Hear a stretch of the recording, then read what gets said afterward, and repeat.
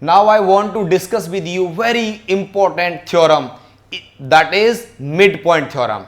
Generally we always remain to use this theorem in various questions. Question comes, state and prove midpoint theorem. So what is its statement? In any triangle, if the midpoints of the two line segments are joined, that is what line segment joins the midpoints of two sides of a triangle, is parallel and half of the third side. So statement of the theorem is like this. Statement, I can say that line segment joins midpoints, line segment joins midpoints of any two sides of a triangle.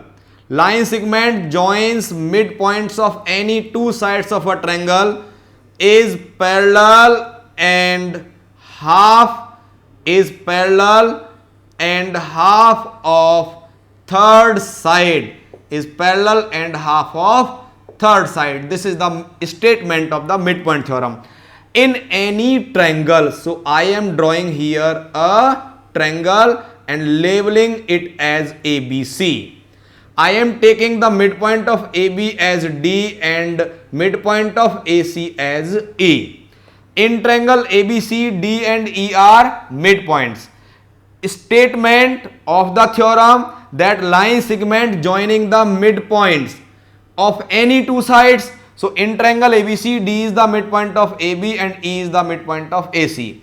If I join these two midpoints, then this line segment needs to be parallel to the third side BC, and length of this line segment DE must be half of the third side, that is DE is equals to half of BC.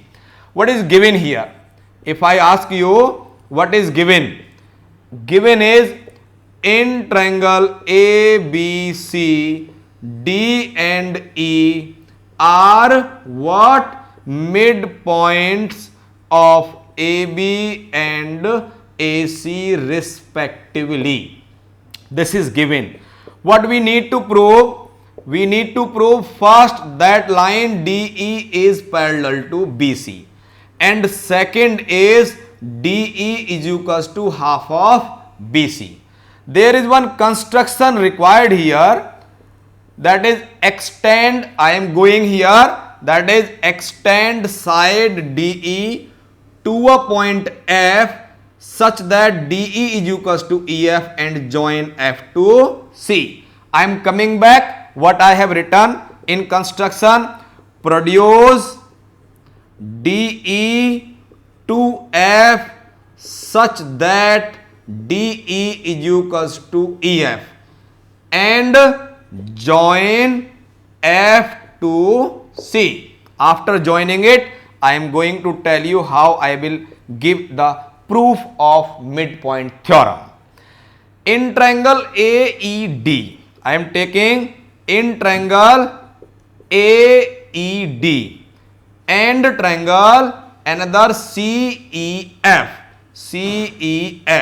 What can I say? That this AE is equals to EC, as E is the midpoint given. AE is equal to EC, it is given that E is the midpoint.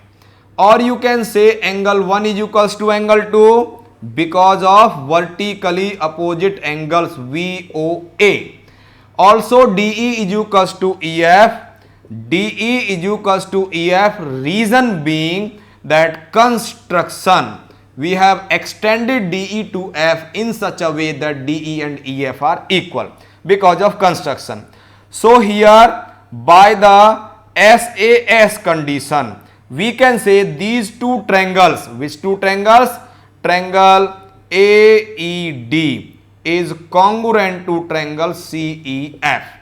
These two triangles are congruent. So with the help of CPCT, I can say AD is equals to CF. I can say AD is equals to CF. Why? Because of CPCT. when AD and CF are equal, but already given AD and BD are equal, but we have AD is equals to BD. This is given. So what implies that BD is equals to CF. That is AD and AD is same. So CF and BD are equal. CF become equal to BD. This is one of the very important conclusion.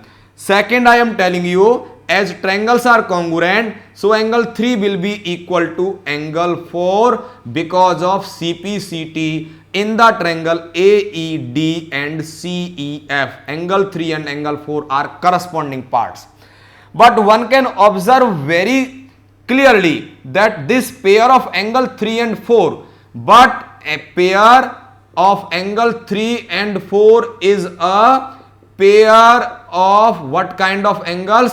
Alternate angles. This is the pair of alternate interior angles, and this pair is equal. So what conclusion is coming? Lines has to be parallel. Which lines? AD, I can say AD become parallel to FC, or this implies AB become parallel to FC. If AB is parallel to FC, I can say the part of AB is BD. BD become parallel to FC. This is relation 2.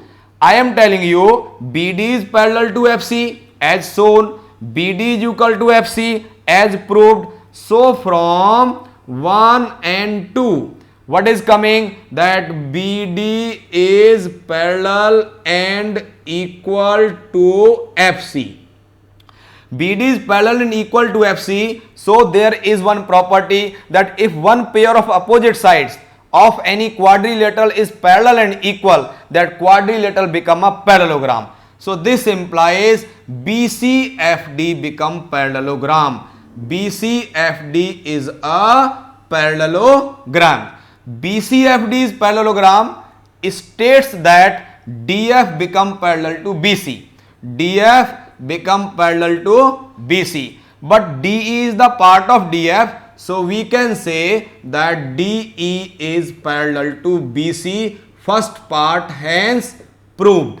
I can tell you DE is half of DF, DE is half of DF because of construction, because DE is produced in such a way that DE and EF are equal, so I can say DE is half of DF.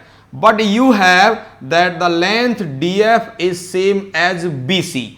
DF and BC are equal because of we have proved BCFD is a parallelogram. So from here in place of DF I can say BC. So we can say DE is half of DF, meaning by half of BC. So this proves our second part. Hence we can say that in a midpoint theorem that in any triangle, if the midpoints of any two sides are joined, then that part is parallel and half of the third side.